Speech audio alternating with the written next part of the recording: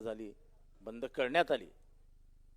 2014 सालापासून जेव्हापासून मोदी सरकार आलं त्याच्यापासून विचारांचे स्वातंत्र्य हिरावून घेण्याचं काम मोदी सरकार हे सातत्याने करत आलेत. जेव्हा नथुरामाची भूमिका तुम्ही घेतलीत त्याला सर्वात प्रथम विरोध मी केला होता आणि मला त्याचा अभिमान आहे. मला साहेब देखील ओरडले होते की तू अशी भूमिका घ्यायला नको होती. मी भूमिका कधी मागे घेत नाही. मी तुमच्या भूमिकेला माझा विरोध होता आणि राहील. कारण का मी नथुराम बोलतोय हे नाटक अनेक वेळा बंद पाडून लाठ्या काट्या खाऊन त्यांना ठाण्यात न येऊ देता त्यांना कायम बाहेर पाठवण्याचं काम मी केलं. त्याच्यासाठी ते सगळे पवार साहेबांकडे गेले होते. पवार साहेबांनी तेव्हाही सांगितलेलं जितेंद्र ऐकणार नाही. पण साहेब ह्या भूमिकेमध्ये रोहित मोठा माणूस आहे. माझ्या गरीब खानदानातर्फे मी 10 लाखाची देणगी जाहीर करतो. पण मला हसू ह्या गोष्टीचं येतं. हे आता नाना पाटेकरांचं दाखवलं. ते नाना पाटेकर नेहमी अशा स्टाईलमध्ये बोलत असतात. म्हणजे he is one of the greatest philosopher Maharashtra has ever seen. पण जेव्हा असे प्रसंग येतात तेव्हा नाना पाटेकर असतात कुठे? ही मालिका बंद पडली आहे. नाना पाटेकरांनी बोलायला पाहिजे ना. अनासपुरेंनी बोलायला पाहिजे. त्या माळीताई आहेत आमच्या प्राजक्ता माळीताई, त्यांनी बोलायला पाहिजे है ना.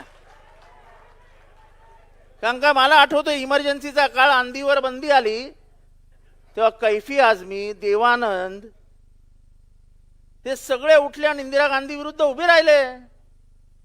असं आहे की सर्वसामान्य जनांचा आणि चित्रपट सृष्टीचा असा एक जवळचा संबंध असतो.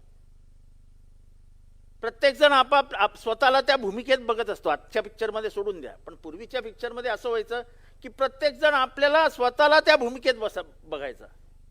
म्हणजे अमिताभनी एक ढिशुम मारलं की खालनं ढिशुमचे 100 आवाज यायचे. एवढे लोक रममाण व्हायचे त्या ह्याच्यामध्ये भूमिकेमध्ये. पण आजच्याची चित्रपट सृष्टी म्हणजे आपने आम चूस के खाया के काट के खाया. अरे इतकी लाचार फिल्म इंडस्ट्री तर कधी बघितलीच नव्हती यार. म्हणजे अपेक्षा आता कोणाकडनं नाही आहेत. अपेक्षा कोणाकडनंच नाही आहेत. एखादी कुठली तरी कलावंत ती बिचारी दीपिका पाडुकोन बोलली, नंतर तिचं काय झालं ते आपल्याला माहिती. पण बोलण्याचं धारिष्ट्य दाखवलं तिने. त्यामुळे आपण सगळ्यांनी मिळून, कारण का ज्योतिबा फुलेंमुळेच आज आपल्याला एवढ्या महिला भगिनी इथे दिसत आहेत, एवढ्या शिकलेल्या दिसत आहेत. महाराष्ट्र महिलांमुळे पुढे गेला हे आपण म्हणतो, पण त्याच्यात ज्योतिबांचा मोठा वाटा आहे. आणि त्या भूमिकेमध्ये जर आपले अनिल कोल्हे साहेब येत असतील आणि सरकार त्यांना आडवं जात असेल तर त्या सरकारला आडवं करून महाराष्ट्राची जनता या भूमिकेला पाठिंबा देतं हे दाखवण्याचं काम आपण केलं पाहिजे. बघा कसा फरक असतो नेतृत्वामध्ये. आज आंतरराष्ट्रीय वर्तुळामध्ये ही चर्चेची गोष्ट आहे की ट्रम्प उठतो आणि म्हणतो मोदी का राज इस्तीफा तो मैं 2 मिनट में लूंगा. I can just sack Modi in 2 minutes. असं आहे की एक देशाचा अध्यक्ष एका देशाच्या पंतप्रधानावर टीका करतो की मी तुला 2 मिनिटात घरी पाठवू शकतो, आणि हा देश शांत राहतो. त्यांचे समर्थक शांत राहतात. मला आजही आठवत आहे की जेव्हा पाकिस्तानचा युद्धाचा काळ होता, पाकिस्तान विरुद्ध युद्ध केलं जाईल अशी वातावरण निर्मिती झाली होती आणि इंदिरा गांधी अमेरिकेला गेल्या होत्या. तेव्हा निक्सननी इंदिरा गांधींना सांगितलं की you cannot take this decision of interfering in Pakistan's internal affairs. तेव्हा इंदिरा गांधींनी व्हाईट हाऊसमध्ये त्यांना सांगितलेलं की मी माझ्या देशाची नेतृत्व करते, लोकांनी मला नेतृत्व दिलेलं आहे. माझ्या बाजूच्या देशामध्ये जर अत्याचार होणार असतील ते थांबवण्याची जबाबदारी माझ्यावर आहे. पाकिस्तानचे 2 तुकडे केल्याशिवाय मी शांत बसणार नाही. तुमच्याकडनं अक्कल शिकायला मी इथे आलेली नाही. मला वाटतं असं नेतृत्व हवं ना. काय एप्स्टीन फाईलची कमाल आहे, ट्रम्पच्या हातात काही वेगळी कागदपत्र आहेत, काय आहे काय? तो जो उठ सूट मोदींना घाबरवण्याचं काम करतो तो मोदींना दम देत नाहीये. तो या देशाला दम देतोय. आज आपली देशाची जी परिस्थिती झाली आहे तेलाची, ती केवळ आणि केवळ ट्रम्पमुळे झालेली आहे. आपली इराणची दोस्ती होती ना, इराण हा आपला मित्र देश होता, पण केवळ आपल्याला अमेरिकेच्या बाजूला जायचं म्हणून एक दिवसासाठी आपले मोदी साहेब इस्रायलला गेले. आज इस्रायलने काय केलंय? ज्यांची 1 इंच जमिनीची मालकी नव्हती त्या इस्रायलने पॅलेस्टाईनची सगळी जमीन ताब्यात घेतली. आज गाझा पट्ट्यामध्ये लोकांना जेवायला मिळत नाही. कमीत कमी 20 लाख लोक मारले गेले. त्याच्यातले 2 ते 2.5 लाख लोक वयाच्या 1 वर्षाच्या आतमधली बाळं होती. इतकं निष्ठुर आणि क्रूर जर समाज होणार असेल आणि समाजातनं त्याच्या विरुद्ध आवाज निघणार नसेल तर काय बोलायचं? आज नीटचे पेपर फुटतायत, 22 लाख लोकांचे पोरांचे जीवन उद्ध्वस्त होत आहेत, 11-12 आत्महत्या होत आहेत. आपण शांत आहोत? आवाजच निघत नाहीये. पुण्यामध्ये त्या कुठल्या दारूमुळे, काय दारूमध्ये काहीतरी मिसळलं गेलं आणि 22 लोक मारली गेली. मला आठवतं इंदिरा गांधींच्या इमर्जन्सीच्या काळामध्ये एक घोषणा होती. ती घोषणा मला या ठिकाणी परत द्यायची आहे की वारे मोदी तेरा खेल सस्ता बेवडा महंगा तेल. अरे वारे मोदी तेरा खेल सस्ता बेवडा महंगा तेल. आज पेट्रोल गेलं 100च्या वरती, डिझेल गेलं 100च्या वरती. आपल्या दैनंदिन गरजा सगळ्या महाग झाल्यात. अशी एकही वस्तू नाही जी स्वस्त नाही. फक्त कांदा मात्र रासलगावला स्वस्त मिळतो, कारण का शेतकरी मरतोय. आणि तरी जसा रोहित म्हणाला तसा की आपण तरी म्हणतो की आमचं कृषीप्रधान राष्ट्र आहे. कसलं रे कृषीप्रधान? या कृषीमुळे या अर्थव्यवस्थेला ताकद मिळते, कणा आहे, हे राष्ट्र उभं राहतं. ते कृषीप्रधान अर्थव्यवस्था पार धुळीला मिळायला आली आहे. आपली अर्थव्यवस्था धुळीला मिळायला आली आहे. आज आपल्या घरातलं सोनं आपल्याला विकावं लागतं, याच्यासारखी लाजिरवाणी गोष्ट नाही. आणि ती पण लपून छपून रिझर्व्ह बँकेने आपलं सोनं विकायला घेतलं. आज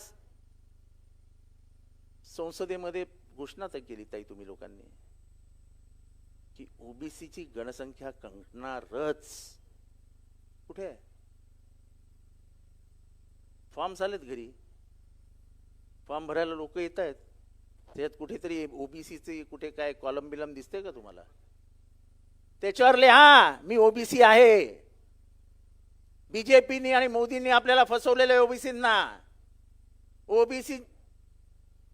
ओबीसींची लोकसंख्या आम्ही मोजणार आणि त्याप्रमाणे ओबीसींना न्याय देणार हे सांगण्याचं काम बिहारच्या इलेक्शनच्या अगोदर केलं गेलं. का तर ओबीसीची सर्वात जास्त लोकसंख्या बिहारमध्ये आहे.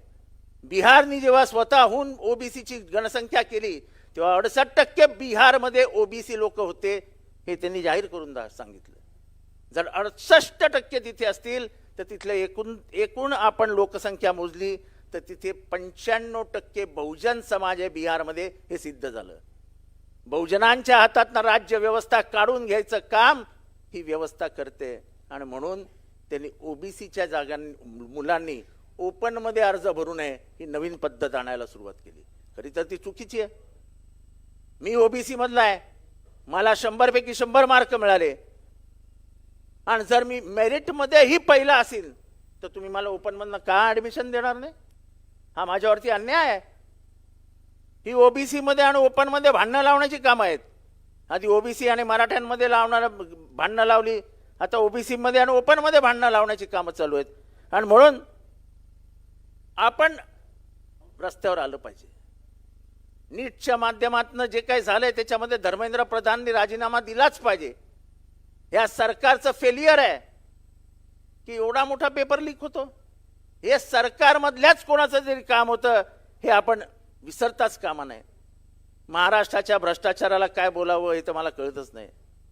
पण मला महाराष्ट्राचा धर्म जे तुम्ही बोललात त्याच्याबद्दल मनात शंका आहे. मराठी माणसं थोडीशी कुठेतरी मला कळतच नाही की तो आक्रमक मराठी माणूस कुठे गेला. मला आजही जेव्हा मी तुलना करतो तेव्हा आठवतं की 65 कोटी रुपये राजीव गांधींनी खाल्ले असं जॉर्ज फर्नांडिस आणि व्ही.पी. सिंग यांनी आरोप केला. किती? 65 कोटी रुपये. आणि अख्खं राजीव गांधींचं सरकार गेलं. इथे सुप्रीम कोर्टाने सांगितलं की तुमच्या टेंडरमध्ये 3000 कोटी रुपयाचा घोटाळा आहे. तुम्ही हे टेंडर मागे घेता की वी स्टार्ट इन्क्वायरी. आपले अधिकारी जे सुप्रीम कोर्टात होते ते चड्डी ओढत ओढत चड्डी वरती खेचत खेचत खाली पळाले आणि अर्ध्या तासाने आले आणि सांगितलं की आम्ही टेंडर मागे घेतो. तरी महाराष्ट्राला जागेला तयार नाही.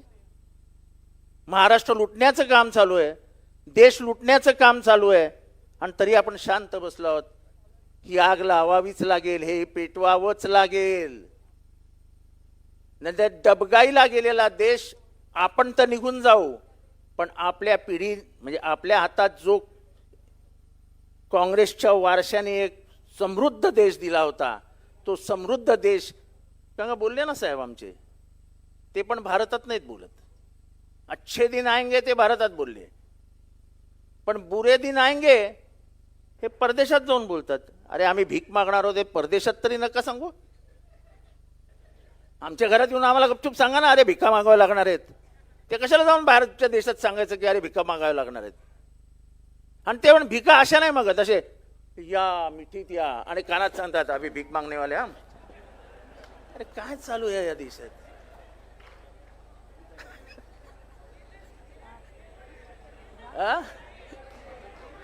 ते मेलोडी जास्त पर्सनल जाऊ नये कोणाबद्दल. जाऊ दे, मजा करतायत तर करू द्या ना यार. आपल्याला नाही मिळत तर कशाला जळता. त्याच्यामुळे मला तुम्हाला एवढंच सांगायचं आहे, मला एवढंच सांगायचं आहे, अभिजित दिपके हा काय माझा मित्र नाही, मी त्याला ओळखतही नाही. पण कुठनं त्यांनी एका क्षणात काँग्रेस जनता पार्टी काढली. खरं तर ते आपण पकडायला आहोत. जे काही मुख्य न्यायाधीश स्वतःच्या खुर्चीवरनं इथल्या तरुण वर्गाला कॉक्रोच म्हणण्याचं पाप केलं, त्या कॉक्रोचची मिशी पकडण्याचं काम बरोबर अभिजित तिपकेने केलं. म्हणजे तो जो मुख्य न्यायाधीश ना, तो दररोज संध्याकाळी डोक्याला हात लावत असेल की मी काय केलंय, काय 16 मिलियन काय 25 मिलियन काय त्याला समर्थन मिळालं ते मिळालं. पण जंतर मंतरवरती गोळा झालेली गर्दी हे बरंच काही खुणवून जाते. त्याचं उद्या का परवा पुण्यात आंदोलन आहे आणि तो अराजकीय करतोय. तो कुठल्याही राजकीय पक्षाचा पाठिंबा घ्यायला तयार नाही. मी माझं भाषण संपत नाही तोपर्यंत थांबणार नाही. त्यामुळे उगाच स्टॉप बीपचे येत जाऊ नका. तेव्हा तो पुण्यात जातोय.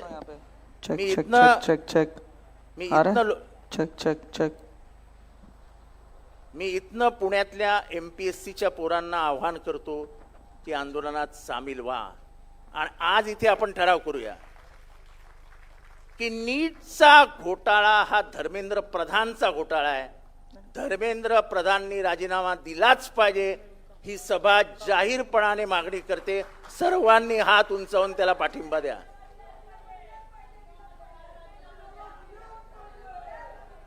तेव्हा ही घोषणा जी आहे, वारे मोदी तेरा खेल सस्ता बेवडा महंगा तेल, ही गल्ली गल्लीत गेली पाहिजे. साहेबांना आठवत असेल साहेब, तुमच्या काळामध्ये मृणाल गोरे यांचं लाटणं आंदोलन, ते थाळी बचाव आंदोलन, ही सगळी आंदोलनं परत एकदा सुरू करावी लागतील. रस्त्यावर यावं लागेल. वक्त बदलता है, वक्त किसी के साथ नहीं रहता है और ये वक्त की ही कमाल होती है.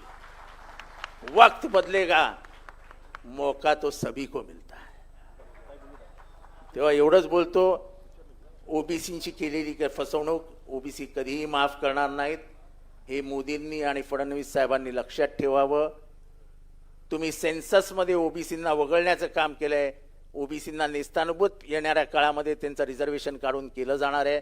हे ओबीसींनीही सावधान व्हावं. त्यांच्या DNA मध्ये ओबीसी नाही, त्यांच्या DNA मध्ये फक्त ब्राह्मण